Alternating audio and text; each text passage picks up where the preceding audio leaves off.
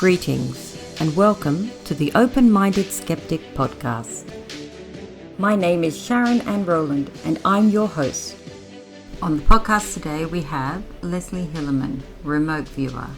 Leslie is a consultant, independent contractor in the field of remote viewing, and she is also an advocate for alternative healthcare. Enjoy the interview.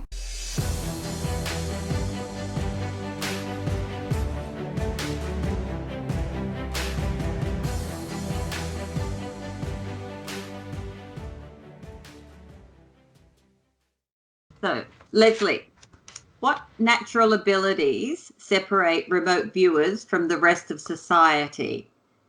And how did you become aware of your abilities? Okay. First of all, everybody has the potential to remote view. My instructor had told me that some of the people that have the hardest times remote viewing are attorneys. Really? Our attorneys. She said that, she deals with people that are in professional fields. She's dealing with doctors, with attorneys, with research scientists, successful business people. I was probably her first housewife. Not at last, I bet. I know. I just was not, of the professional caliber, but I could do it just as well as anybody else. So, everybody can do it. There will be always people that will do it better than others because, it is a talent. You have to practice it. Where I got my most practice in everything was in 1991, 1992, when I was exposed to an electromagnetic field experiment, but that's something else for another day.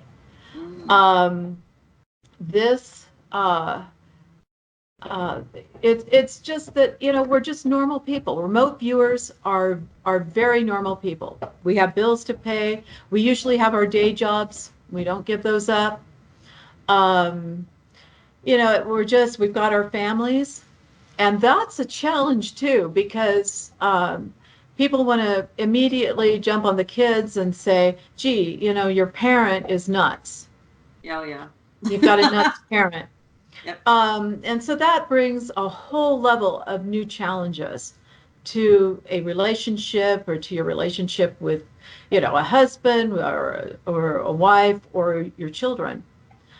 So there, that's a negative, but you just have to be strong within yourself and just know that this is a part of you. This is a part of your life. You contribute in a positive way when you do remote viewing projects. And as far as my own natural abilities, I was raised in a very open-minded family. My grandmother had been a student of Edgar Cayce. In fact, she was in Edgar Cayce's home in Virginia Beach, Virginia. So did she lie on the bed? Did she lie on the bed where he No. used to put? I don't know. I would never hear if she did either. But no, she was a student of his, and my mom. That's amazing. Amazing. I know. My mom was Native American Indian. And so I think she had a little bit more, she was more tuned into her psychic ability. When it came to me, for my 8th Christmas, I ended up with a Kreskin's ESP game in 1966. And my grandmother and I would practice sending colors and patterns to one another, sending and receiving. So if she sent the color blue and I picked up, and I would write down what I felt she was trying to send me. And so we did that back and forth for years. It was just a fun thing to do. It was just, it was just a normal, natural thing. But where I got my practice and where I was using it 24/7 was in 1991. So, Yes. and that was intense, very intense. But So that had nothing to do with remote viewing. so during that time, you were exposed to EMF prior Yes, to. electromagnetic fields. Yeah. Wow. Okay. So, which we're all exposed to now on a daily Now we basis. are. Yes, we are. And it's going to get worse. So, went some training to be a remote viewer. There was some kind of army training. I know there's an army training manual out there, but Right. I'm sure you had something a bit more one-on-one or one on a small group. Right. In my particular class, this was in 2003 in March, there was just two of us students. Mhm. And he was a pilot, and then there was the housewife. And he did much better sculptures than I did. Let's put it that way, too. Oh, you got to sculpt. We got to sculpt, and That I sounds just like fun. not for me. No? My cat, when I brought my sculpture home, my cat Xena buried my sculpture in the other cat's litter box. So Oh, everyone's a critic, Leslie. that's it. That was my little art critic. She Oh, was really busy. It was actually the Brandenburg Gate, oh, okay. and she was busy tearing the gate apart, taking the columns and burying them in my cat's name was Napoleon, in Napoleon's litter box. And I thought, well, isn't that interesting? Because Napoleon was an active figure in the Brandenburg Gate, in the Yeah. history of the Brandenburg Gate. And I thought, well, now that's interesting. And she was just busy burying column by column. You would watch her go from tearing apart the sculpture to burying it. And I thought, wow, okay. You may have got the reincarnated Napoleon there. So, So yeah, anyway, to get back to your question, um, it really it's not we're trained the same way mhm, as the military was trained, but they don't give us all of the stages. The okay. military were trained to go through stage 8, I believe, and we were trained just through stages 1 through 6. Oh, what's 7 and 8? Do we know? I'm pretty sure that the 8th is extended remote viewing. I'm not sure what 7 is, but I'm just guessing. That's my guess. So, what's But extended mean? Does that mean like out to space or something? Extension. extended is where I start using my clairvoyance. That's when I Oh, can, the so, psi element. Yeah. right. And another thing about that is that I don't really think of it as psychic, when you remote view. It's being able to tune into a mass consciousness that has past, present, and future all in it. All information that ever was is in this mass consciousness. Your subconscious plugs into the mass consciousness when you're doing this. It's not really even psychic. They say that usually those that are clairvoyant have a harder time with the remote viewing protocol, and the clairvoyant might end up with more analytical overlays, AOLs, which may or may not have anything to do with the target. That means you'll see something, or you'll hear something that has either nothing to do with the target, Mm-hmm. or it might have some symbolic connection to the target, but it's more of a challenge. So basically what you're doing when you're doing the protocol, you're basically, I say it's your subconscious basically plugging into the mass consciousness. That sounds very much like what I think the Tibetans and the Indians recall the Akashic field. Mm-hmm. What you've Exactly. just, yeah, that's what you're describing, the Akashic field, which is we're just above our heads, about a meter or so. Apparently, we can just reach up if you're psychic, and you can connect to that field, and any ideas, at any one time, can be just pulled down and absorbed by the person. And a lot of people think this is the reason why a lot of people have the same idea, but in different locations or at different times. But then, they both create things which are very similar without actually knowing each other. So yeah, there you go. Yeah, that's a good way of explaining it, I think. So what type of organizations would normally employ a remote viewer? Obviously the government. Right. Whenever you're dealing with intelligence gathering, I'm pretty sure that you will find a remote viewing unit in there somewhere, because we're just about as effective as any other type of intelligent gathering, like human intelligence gathering. Human. It's impressive. That's Yeah, very it is impressive. impressive. It is impressive. What we do when I went to work for Nevada Remote Viewing Group, you work as a team. And so what they do, you all view the same thing, independent of one another. An analyst goes through all of your viewings to come up with a final presentation to whoever the client is, whether the client is government, military, or just in the private sector somewhere.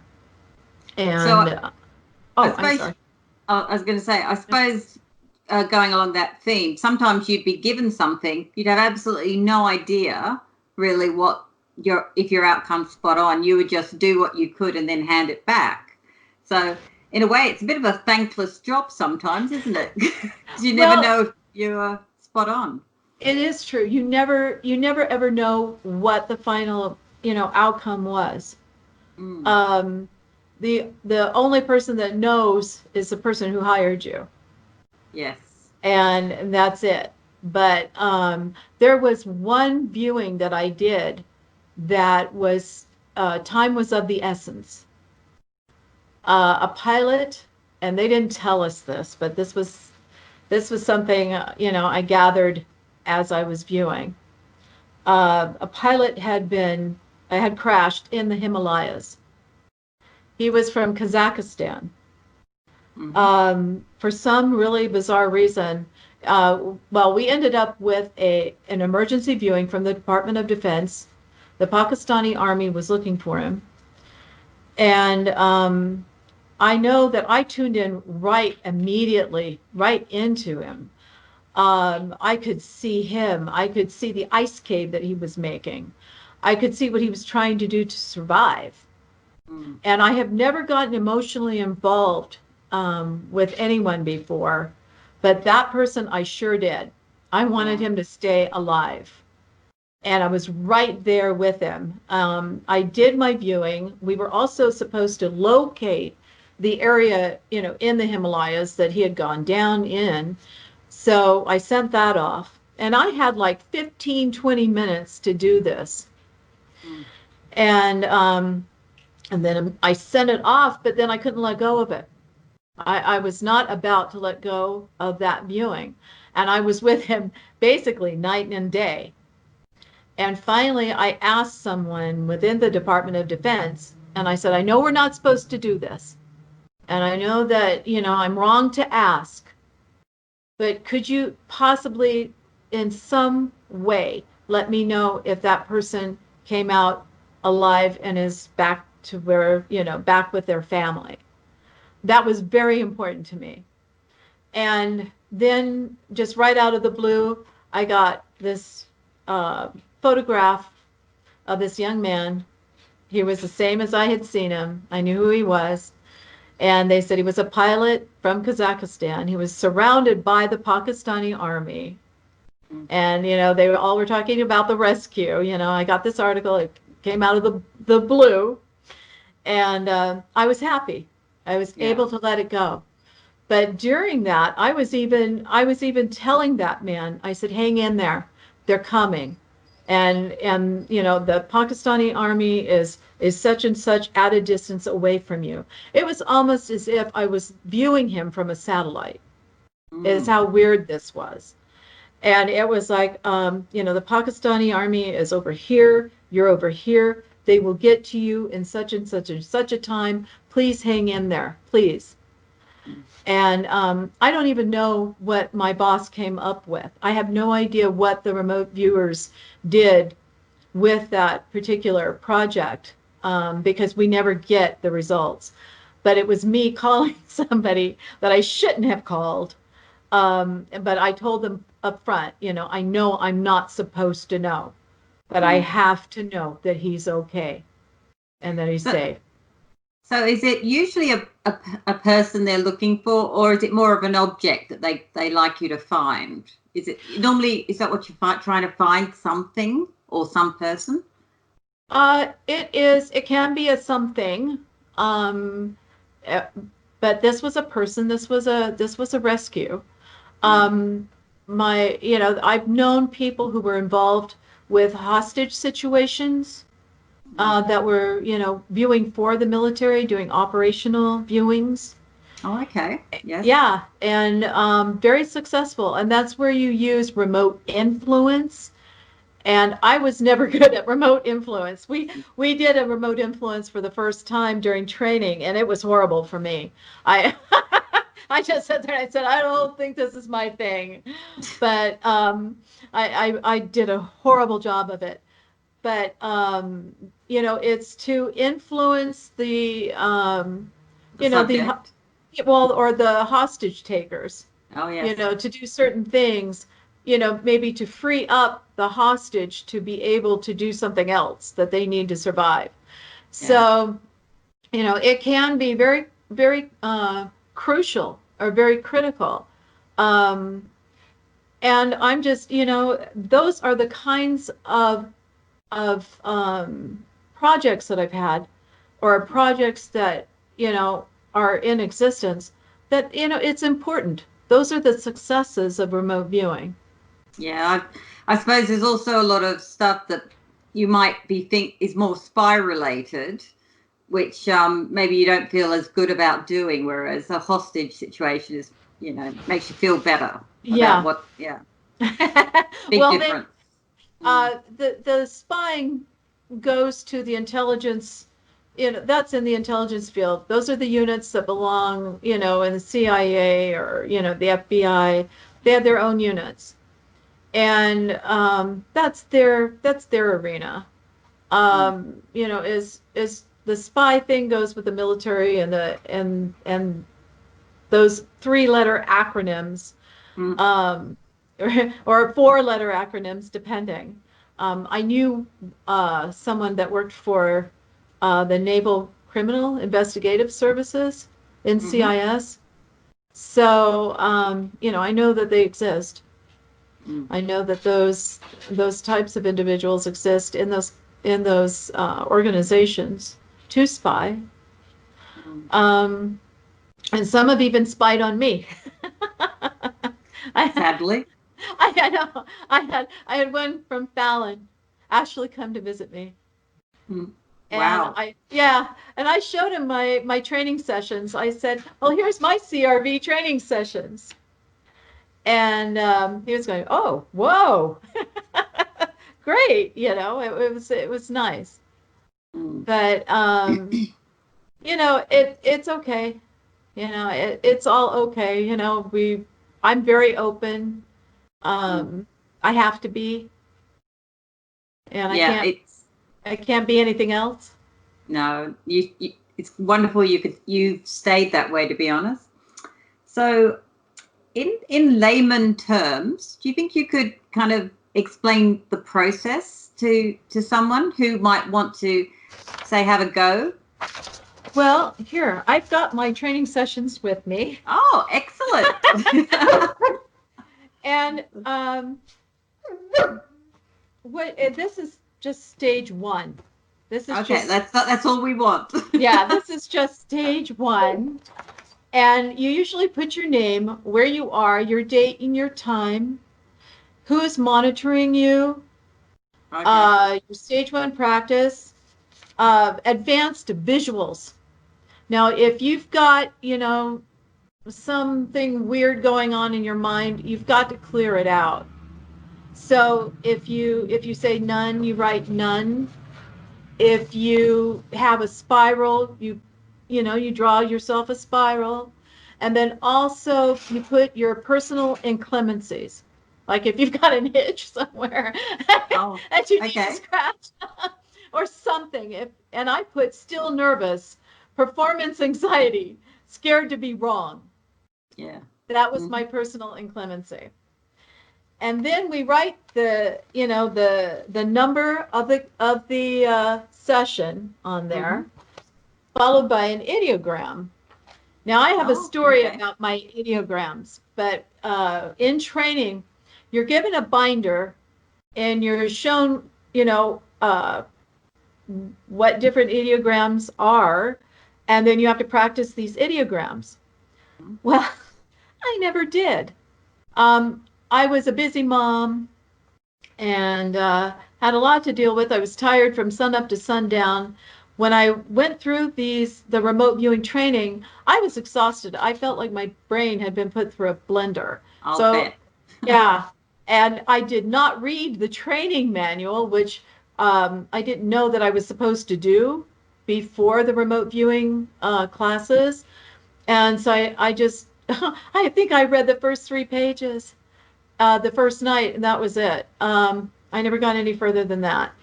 And then with the binder, I gave up on that. But even though I would do the ideogram, and my boss even said this, she said, Leslie, all of your ideograms are exactly the same. They're not supposed to be the same. It's supposed to give you an idea of whether you're talking about land or sea or sky, some kind of an idea. No, not for me. No, I have this one particular doodle, and it was always the same for every session. But you start using a pen and you outline your ideogram, and then under A, you have to describe your ideogram. Line dips down and loops over, and then you have to write down what you're feeling from that ideogram. And I put soft, weightless, hard. And then under B, you have to decide whether it's living or not, or whether it's an object. And I put a biological. Session summary. Sight is perceived to be a biological unit up in the air. End of session, 4:23 p.m. And I started at 4:19. This was what I was supposed to view. Do you see it? Ah, yes, some type of fox. Is it a Yes. fox? It was a fox up in a tree, on a tree limb. Ah, yes. So I had picked up on the biological up in the air. That was pretty good. So that was session 1. And that gives you, an idea. I do have to say, I know that you had also mentioned in one of your questions, have you ever used your abilities to secure your own survival or the safety of a family member? Yeah. This relates a little bit into that. I was able to teach remote viewing to a small group of high school students who were the top of their class. The reason I had done that is I was being attacked by Pakistan with electromagnetic fields. I couldn't do the viewing myself, so I asked these kids to do viewings and to give me the information. I needed intelligence information right away. In 15 minutes, I had information from 5 different individuals that told me exactly what I needed to know. Cool. That's how easy it is. And sometimes you don't even have to go through the entire protocol. You can only go, you only have to use just certain key elements that are the most vital. And I just used stage 1. But these kids were able to tell me, they drew a mosque for me. Yeah. One of them drew a mosque. One of them drew, the detonator bomb jacket thing, whatever that was. They said terrorist, and they said other things. One of the operators of that attack was a former advisor to Libya who had helped Muammar Gaddafi, involved with the worldwide terrorism. And so, I kind of wondered if some of their operations were being conducted from the mosque. And I did find out that they had new laboratory equipment from the United States located in Islamabad. So, yeah, I had a very exciting time. But those kids Mm. with just stage Yes. one, were able to give me the information that I needed. And I got into trouble for that. But it was survival on my part. Mm. It was the only thing that I could do because a lot of people don't understand that that electromagnetic stuff is extremely serious. Oh yeah, it's very very dangerous. It's That's deadly, this and whole you have yeah this yeah. whole 5G thing is very scary. Oh So yeah, it's yes, yeah it's definitely a population decreasing technology, isn't it? it is. It Yeah. is. Um, this should be one that will be near and dear to your heart too. Oh, okay. This is stage one, two, and three. It's a practice. And again, I start at 4:40 p.m. My advanced visual was a spiral. My Mm-hmm. personal inclemency was tired. I was Mm. always tired in this. It didn't matter. I was always exhausted. Um, we wrote down our number and then we wrote down our ideogram or drew out our ideogram and begin to put our pencil to, we just dot Mm-hmm. along the ideogram. And then I have a line curving to the right, sloping down inward to a smaller horizontal loop, moving sloping down to a larger loop, going upwards towards a rather peaked loop, sloping downward to another loop, counterclockwise and evening out. And then later I put soft, hard, dryness. B. And then this was when I started getting an idea of interface of grasslands and mountainous. Now you Sounds can like see Uluru. exactly. That's exactly what Is that what it is? I on my stage or practice here I put green, wind, blue, wispy, browns, yellow. My AOL break was a field of yellow flowers. That's when I started seeing something that may or may not have had something to do with the target. And I put cool, steep, and then I put it an what they call an emotional break, I put excited, exhilarated, jagged, white, striations, uneven, granular, wind, movement of biological green stuff. I didn't know what it was, but it was green stuff. In term summary, interface of grasslands, mountain, green, blue, mountains, yellow, steep, striations, uneven, granular, movement of biological green stuff. Grasslands, expansive, mountain, large, steep, granular, striated, forms peak, massive browns, black, dense, and I started to draw it. And I'm getting more excited. And then I had another AOL break, a volcano, neck down into below the surface. And then she said, move to 150 feet in the air, look down on the mountain and describe. And I said, a sense of indentation. Move a mile away from the mountain and describe. And I said, massive in reds. Then I have massive, steep, indentations, sandy, granular material, rocky. Session summary, final session summary was interface of grasslands, mountain green, blue, browns, yellow, steep, striations, uneven, granular movement of biological green stuff, reds, dense, massive indentations, sandy, granular material, rocky. I perceived the site to be a mountain with grasslands below. End of session was 5:10 p.m. And here we have Uluru. yeah, Yep. exactly. So that was up to stage three. That was my stage three practice. Mm-hmm. And so, yeah, it's you can see, the progression, Yes. but I didn't have it all completely right. But the session summary started making it look a little bit more like Uluru. Yeah. No. That's as soon as you started describing it, I knew exactly what you were talking about. Yeah, yeah. You had it right there at the beginning. So yeah, yeah. Mm. No, it's funny. I had a metaphysical night here the other night, and we did some psychometry, which is where you get somebody's jewelry and we had it in a brown paper bag and we put the jewelry in it and we just held it and we just focused on the bag and what was inside it. And the hit rate was 50 to 100% for everybody in the room. So it's, yeah, I was actually quite surprised at the hit rate. And everyone covered 6 topics about whoever the object was, like career, what their house looked like, their personality, hobbies, and emotions. So basically, everyone had to come up with 6 things about that person. And as I said, the hit rate was huge. And this was probably 15 people.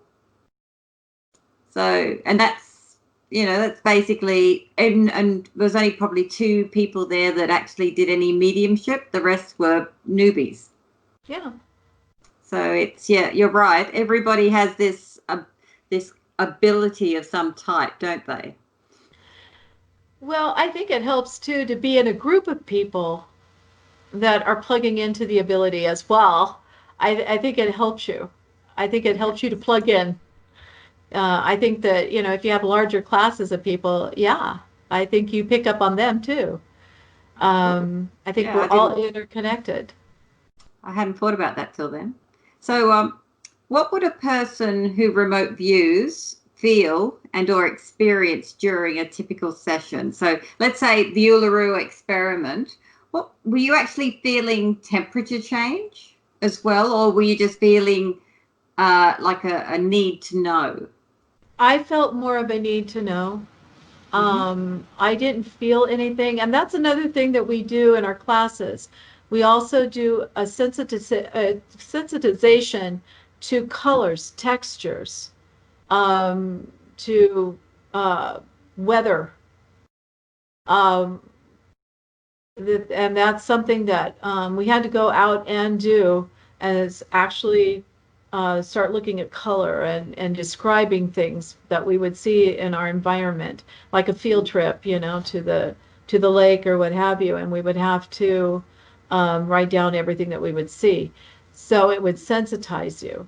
I have had that happen in sessions where I was actually able to smell garlic from a restaurant. Yes, that's what I was wondering. Yes. Red wine and garlic. I had a very strong sense. And that was during an extended remote viewing session. Not okay. CRV, but it was remote. Now, there was a session done. I call it my geology practice session. And I think it was through stage 5. And I actually started smelling the soil. And I said, it smells Cretaceous.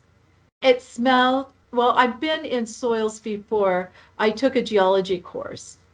I've been in soils before where when it was damp, you could smell it. I mean, you could smell the formation. And it was like, this smells Cretaceous, with all the smashed up dinosaur bones, everything else. I mean, it was like, this smells, it just smells Cretaceous. And my boss was looking at me really funny. How can you smell Cretaceous? The Cretaceous period. But I just said it smells Cretaceous. Well, it smells like fossils, doesn't it? Fossils have like I don't know, not a very pleasant smell. It's Well, to me, I actually kind of like that. I mean, it was kind of weird, but here, let me. Oh, I did a crop circle one. Oh gosh, it was just stage 1. It was a stage 1 practice. That was kind of interesting too. I was actually able to pick up that it was man-made. Oh, so really? Yeah. Interesting. It was not. Okay. This is the geology one. I don't know. Can you see that? Oh, yes. Oh, Okay. yes. What huge rock. Yeah. Right. Okay. I ended up with that one. And my session summary for the last page was the terrain. Landscape is reddish, mountainish, ruggedness, dry valley below. Rocky soil, bone fragments, sandy, mushed together conglomerate, smashed conglomerate. The biologicals are scientists, different disciplines, geology, archaeology, paleontology, study of the universe, activity, study in soil on top, above valley, not quite on the mountaintop, plateau in dirt on hands and knees, something about a spherical shape. Heavy, they're studying the shape, get samples by brushing and chipping. End of session. Wow. Yeah. That was And spot here, on. yeah, and that's exactly what they were doing Yes. was brushing and Yes. chipping. So, yeah, you start, and that's again, this is just practice. It the extended seems to take you to maybe the senses, extends the senses. Would that be the difference? Like you can actually feel temperature, or you can sense more than just, so instead of just viewing something, you're actually in the environment. It's kind of encompassing everything. Yes. Yeah. Now, the extended remote viewing that is taught by the Fort Meade, Maryland, and Stanford Research Institute was different than the extended remote viewing that I was taught to do later on by a former Jesuit priest who had become a nuclear physicist at the Jet Propulsion Laboratory. Oh yeah, And JPL. he, yeah, he had taught me a particular form of extended remote viewing where you use a platform and you actually blast off to your target. Yeah. And you're going to laugh at mine. Mine was Laura Croft, Angelina Jolie, Ah, yes, yes. Tomb Raider, and she was my character, and she would blast off the platform to the target. And this one time, at this place, it was really interesting. I landed on a wall. And as soon as I got down into the wall, I had spike heels and a pantsuit, or kind of like a jumpsuit kind of thing. Yeah. And I realized I was inappropriately dressed. I even said that during the session. I'm inappropriately dressed, and I could feel the cobblestones underneath my feet. I could smell the garlic and the wine coming out of restaurants. Mm-hmm. I could uh, I could feel the fountain, the water splashing from a fountain. Mm-hmm. I was actually at the Vatican City. Oh, I okay. was actually at Yes. the Vatican. And I didn't know that I was at the Vatican, but I was experiencing all this different stuff. Um, and the guy that was, yeah, well, the priest that was monitoring me, he was kind of laughing because to himself because it was just so indicative of things that he'd even forgotten about the Vatican City that he had been to. So I think he was amused, Yes. Did especially. did you were you tasting gelati as well? That, 'cause No, that's my memory of the Vatican. But no. eating coffee gelati. Well, no, it was just really interesting. And two, being, who I am, I've never traveled to any of these places. So that was another thing, being the housewife, the non-professional in their field, you know, um, not traveled at all. Um, here I am remote viewing all these different places and being able to gather this information. Maybe that's why you were good at it. You hadn't been influenced prior. Maybe, That's maybe, probably why your reporting was so much clearer. maybe. I don't know. I Like don't. like you're a fresh piece of paper. That's it. Yeah, Yes. probably. So, can you give us an example of a business project or a government mission in the field where you used your remote viewing abilities to your mind successfully? So you were very proud of yourself for that. Apart from the finding the guy, of course. Yeah, the Himalayan. That was my crowning moment. Was the Himalayan rescue. And I did step out of protocol a little bit here and there, because with what I did, I don't think you're supposed to do, but I went ahead and did it anyway because I felt like it was important for his survival.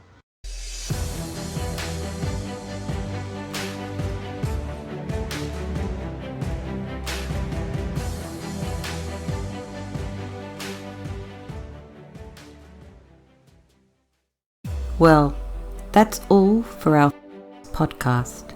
Thanks for listening, and remember, if you want to support what we do, then share, subscribe, and leave a positive review over on iTunes for the Open-Minded Skeptic.